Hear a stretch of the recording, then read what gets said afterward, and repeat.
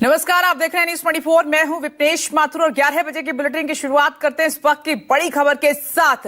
अमेरिकी राष्ट्रपति ट्रंप का टैरिफ पर बड़ा बयान, ये इस वक्त की बड़ी खबर है।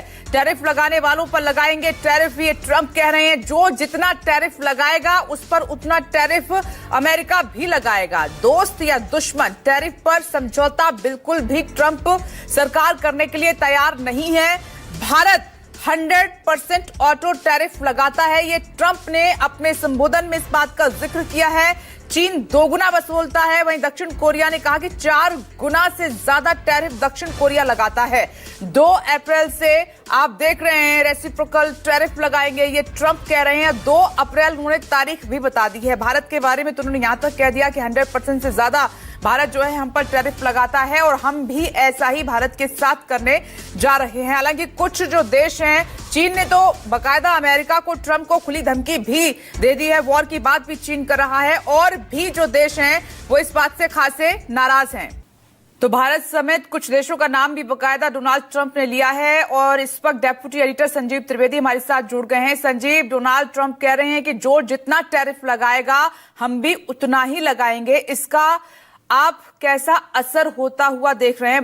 हालांकि भारत के बारे में तो उन्होंने ये कह दिया है कि भारत तो 100% से ज्यादा टैरिफ वसूलता है।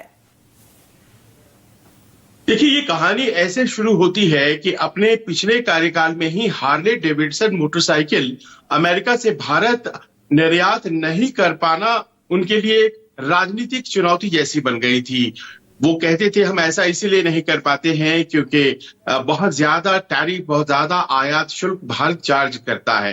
जो एक हकीकत है, हम अपनी यहाँ की कंपनियों को बचाने के लिए जो विदेशी सामान है उसके ऊपर हाई टैक्सेस लगाते हैं ताकि हमारी जो मैन्युफैक्चरिंग है वो कम से कम खड़ी रह सके। लेकिन ये बड़ी नागवार गुजरती है बात, खासतौर पर अमेरिकियों में अब राष्ट्रपति ट्रंप को, कि आखिर बाजार जो हमारा है अमेरिका को लगता है कि भारत और ये तमाम देश बाजार हैं, वो ऐसा कैसे कर सकते हैं। और इस बार तो ये और भी ज्यादा हो रहा है क्योंकि अगर आप देखें राष्ट्रपति ट्रंप जहां खड़े होते हैं वहां उनके पीछे इलॉन मस्क होते हैं, जो दुनिया के सबसे धनी व्यक्तियों में से एक है, जिनके पास बेशुमार दौलत है उनके उद्योग की वजह से। उनके पास खड़े होते हैं जेफ बेजोस या फिर मार्क जकरबर्ग और इसी तरह के जो बिलियनर्स हैं। और अब ये कहा जा रहा है कि जो राष्ट्रपति ट्रंप की नीतियां हैं वो दरअसल इन अमेरिकी बिग बिलियन पीपल के पक्ष में है। वो वहां के आम लोगों की चिंता से ज्यादा ट्रेड वॉर में इन्वॉल्व है।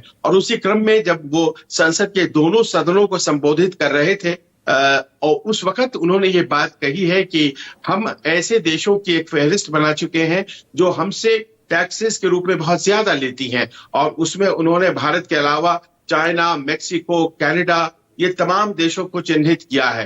अब यहाँ प्रश्न ये है कि वो टैरिफ की बात तो कर रहे हैं, लेकिन आप जानती हैं कि वॉल्यूम ऑफ ट्रेड जो होता है वो अपने आप में बहुत बड़ी चीज होती है। और हमेशा अमेरिका वॉल्यूम ऑफ ट्रेड का जहां तक सवाल होता है उसमें फायदे में रहता है। वो हमें ज्यादा निर्यात करता है, हम उसे कम निर्यात करते हैं। और अगर बराबर बराबर टैक्सेस देने लगेंगे तो जाहिर है हमें बड़ा नुकसान होगा। लेकिन ऐसा लगता है कि अमेरिका के राष्ट्रपति फिलहाल केवल अपने फायदे के बारे में सोच रहे हैं और वो उन देशों के बारे में कतई नहीं सोचेंगे। जाहिर है कि जो अभी तक अमेरिका पर कुछ चीजों के लिए डिपेंडेंट रहते थे, लेकिन उनकी इस नीति का ऐसा नहीं है कि अमेरिका में सब लोग सपोर्ट कर रहे हैं। और डेमोक्रेट्स खासकर उनसे बहुत नाराज हैं और कह रहे हैं कि केवल आप उद्योगपतियों की सोच रहे हैं। रहा सवाल भारत का, तो भारत रेसिप्रोकल टैक्सेस के ऊपर अपनी क्या प्रतिक्रिया देता है ये देखना है। उद्योग मंत्री हमारे पीयूष गोयल साहब इस वक्त अमेरिका की यात्रा पर है और जाहिर है ये मसला वहां जरूर उठेगा। जी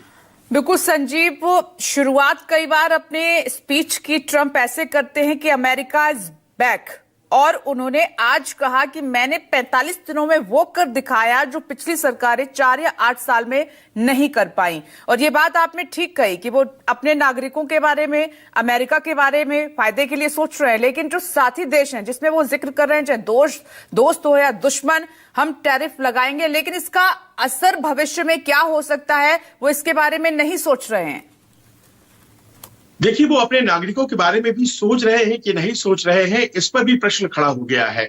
मान लीजिए कि वो इस तरह की टैक्सेस के बारे में अगर बहुत ज्यादा जिद ले लेते हैं और हम बहुत ज्यादा टैक्स लगाएंगे उन देशों के साथ जिन पर हम व्यापार करते हैं, तो फिर जाहिर है कि व्यापार जो है वो घटेगा। जी। और अगर व्यापार घटता है, कमाई अमेरिका की कम होती है, तो वो आम लोगों के ऊपर प्रेशर उसका आएगा। इस बात को समझने की जरूरत है कि जो वॉल्यूम है, अमेरिका सबसे बड़ा व्यापारिक देश है, हर देश का उससे व्यापारिक रिश्ता है। अगर टैक्सेस की वजह से वही घट जाता है, वॉल्यूम ऑफ ट्रेड घट जाता है, तो फायदा किसका होता है? पहली बात। दूसरी बात ये हो जाती है कि अमेरिका के राष्ट्रपति जो बातें कह रहे हैं, क्या वो एक मजबूत आर्थिक आधार पर है? क्योंकि कहा यही जा रहा है कि उनकी एक टैक्सेस वाली जो बात है वो तो एक नीति है, बहुत सी ऐसी उनकी आर्थिक नीतियां हैं जो बेसिल पैड की है। जैसे कि उन्होंने अपने आप को क्लाइमेट एग्रीमेंट, जो पेरिस क्लाइमेट एग्रीमेंट है, उससे अलग कर लिया और कहा है कि ये जलवायु परिवर्तन जैसी कोई बात होती ही नहीं है। अब जलवायु परिवर्तन जैसी कोई बात नहीं होती है, ये कह करके उन्होंने अपने आप को पेरिस एग्रीमेंट से अलग कर लिया। लेकिन आप देखती हैं विपनेश कि आए दिन अमेरिका में टोर्नेडोज आते रहते हैं, जंगल में आग लगी होती है और इतनी भीषण होती है कि कई कई दिन तक वहां पर इस तरह की स्थिति होती है, बाढ़ आया रहता है, और वो मानते ही नहीं है कि पूरी दुनिया में जलवायु परिवर्तन हो रहा है। वो अपने भाषण में ये कहते पाए गए कि जो सोशल सिक्योरिटी खासतौर पर वृद्धों को मिलता है, उसमें बहुत बड़ा घपला है। 150 साल 200 साल जिनकी उम्र हो चुकी है वो भी उठा रहे हैं इसका फायदा।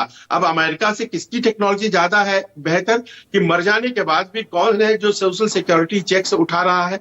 तो इस तरह की बातें वो करके ऐसा लगता है कि एक विश्वास जो उनके प्रति बना था उसको वो खो रहे हैं, और ये आने वाले दिनों में उनकी सियासत के लिए बहुत बेहतर नहीं होगा। बाकी दुनिया के देश तो बड़े आराम से देखेंगे कि वो करते क्या है, लेकिन उनका विरोध उनके घर में ही शुरू हो गया है।